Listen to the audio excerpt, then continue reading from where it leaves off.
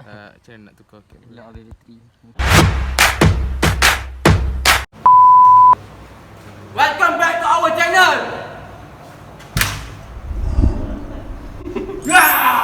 Jangan lupa komen, share, subscribe, dan tekan notification bell.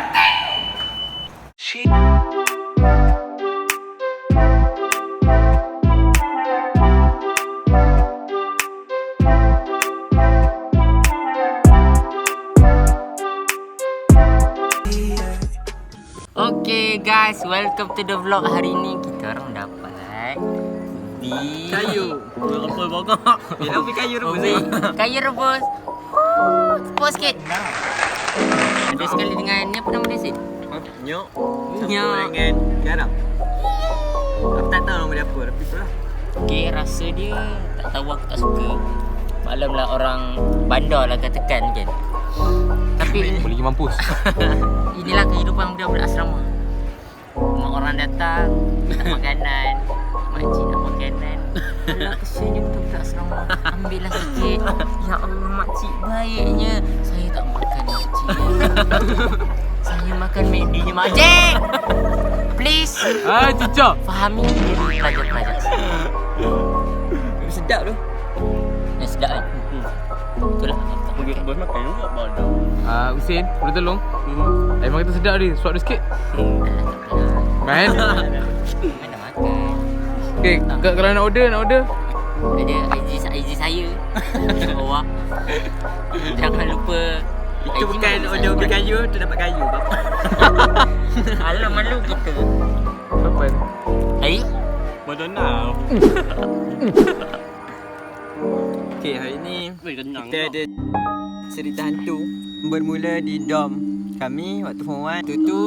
Kami waktu form 1 kan bodoh-bodoh. Jap. Masuk dalam sikit. Tak nampak. Time tu kita orang memang jaga SOP. So 3 katil kita orang tidur 11 orang. Tidur 11 orang. Itu SOP terbalik dengan SOP sekarang. Tidur rapat-rapat. Kalau sekarang SOP, dulu POS. Hai teacher. Sama-sama. Tu bila kita orang bangun pagi sebelum ke sekolah. Itu kami tidur ramai terkatik. Kami bangun pagi sebab dah lambat. Toki. Kami terkejut sebab bawah badan kami ada tanah merah. Tanah merah tu macam tanah daripada kubur. Yang ada umput-umput sikit. Warna merah. Takkan tanah merah warna purple. Hai teacher. Dia bukan warna indigo. It's something like warna lah. Dia berwarna lah. Tapi macam tanah kubur tu. Jadi dekat bawah kami.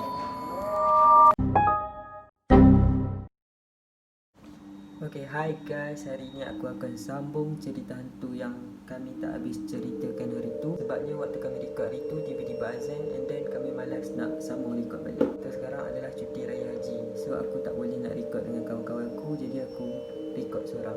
So aku akan sambung cerita yang mana kami bangun tidur, kami terkejut bawah kami ada tanah merah. Sebabkan waktu tu kami dah lambat ke sekolah, jadi kami terus buang tanah merah tu ke dalam tu sampah. Lepas je balik pada sekolah, kami semua terfikir dan tertanya-tanya sebab tanah tu datang dari mana. And then kami fikir juga mungkin ada orang yang letak kan. Tapi macam tak logik sebab kami tidur 3 katil 11 orang. Tu kami form 1, so baru lagi. So kami takut-takut. And then bayangkan kalau tidur 11 orang 3 katil tu rapat-rapat, macam mana tanah merah tu nak masuk kalau orang nak letak? Kan? Ikut logik lah kan? Tapi tak mustahil orang letak. Mungkin ada yang menakutkan kami, jadi diorang letak tanah merah tu bawah kami. So persoalannya sampai sekarang kami tak tahu tanah merah tu datang dari mana. Okey, aku akan sambung cerita hantu yang kedua, yang mana cerita ni berkaitan dengan asrama juga. Jadi waktu tahun 2019, tahun lepas, yang mana asrama aku kena kes histeria besar-besaran.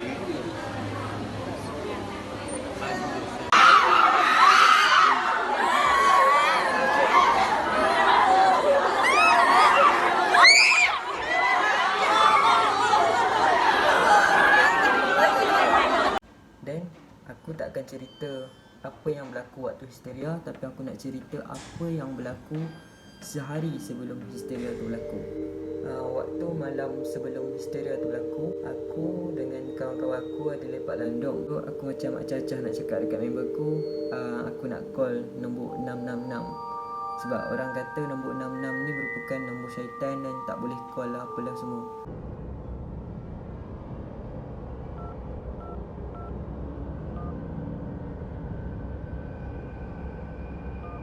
Your call cannot be completed if dialed. Please check the number and dial again. So aku saja-saja bergurau cakap nak call 666. So tak lama lepas tu, waktu tu tak silap aku dalam pukul 1 lebih dah, tinggal 3 orang yang tak tidur.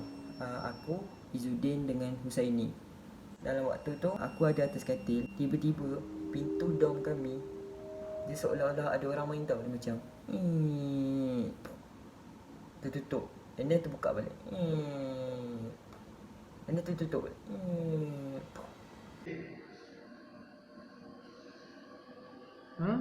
Enggak, emang itu dah. Cakap. Ya. Nak cakap angin, waktu tu memang tak ada angin. And kalau ada angin pun, angin tu takkan tolak pintu tu terbuka dan tutup. Kalau dia tutup, tertutup dah. Ni dia terbuka, tutup, buka, tutup 3 kali. Aku ingatkan aku seorang tak tidur lagi. So aku takut, aku turun pada katil.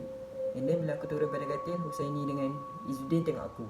Then diorang tanya kat aku, nampak tak benda tadi? Aku terkejut. So aku cakap, nampak pintu kan? Then diorang cakap, semua macam, siapa main?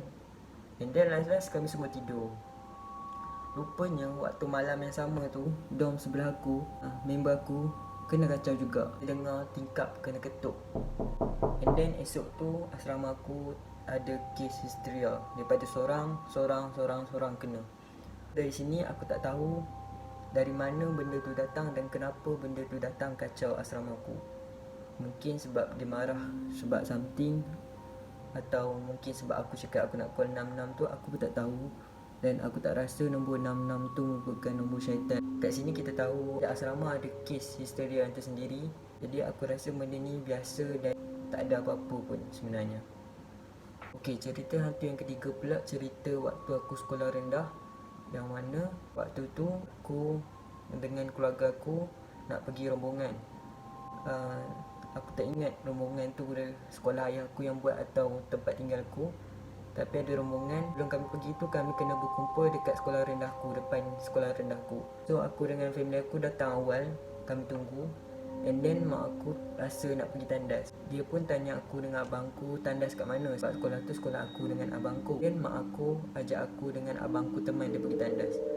Tiba-tiba waktu kami dah separuh jalan nak pergi tandas tu, guard sekolah aku panggil aku dengan mak aku patah balik. So kami macam, kenapa? Ada apa, bas dah datang ke? Rupanya guard tanya kami, berani ke nak pergi tandas tu? Sebab dia pun tak berani nak pergi tandas waktu malam. So daripada situ mak aku tanyalah kenapa, sebab apa semua. Memulalah situ cerita hantu yang guard sendiri alami. Yang mana satu hari tu dia dengan kawan dia tidur dalam pondok pengawal tu. Bangun pagi dia terkejut sebab dia tak ada dalam pondok pengawal tu.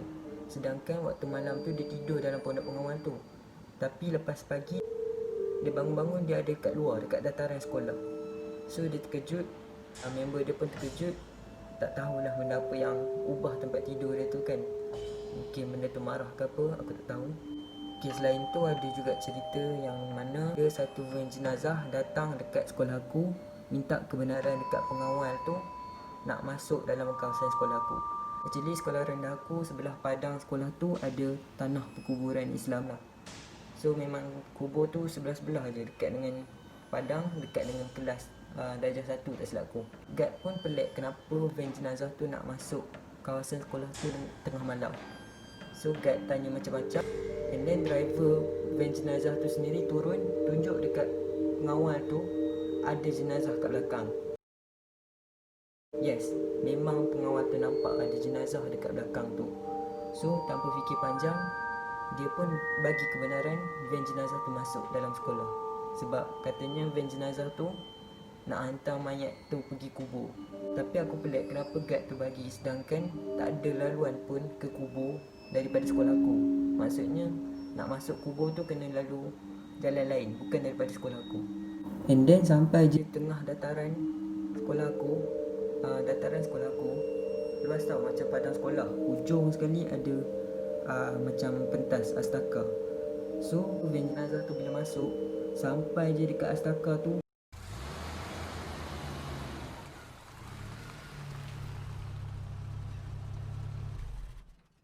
tiba-tiba van tu hilang depan mata pengawal tu sendiri. Sejak daripada tu, kat sekolah aku tu pun tak berani nak pergi tandas malam-malam, sebab telah dilarang mak aku pergi tandas waktu tu. So conclusionnya, cerita hantu ni banyak terjadi dekat sekolah-sekolah. Sebab apa? Aku pun tak tahu. Mungkin sebab sekolah ni banyak benda yang tak sepatutnya berlaku dan menarik benda-benda tu. Tapi apa yang pengalaman aku sendiri, aku tak pernah nampak benda tu lagi. Alhamdulillah. Kalau aku nampak pun aku pun takut. Aku harap aku takkan nampak benda tu dan aku takkan jumpa benda tu.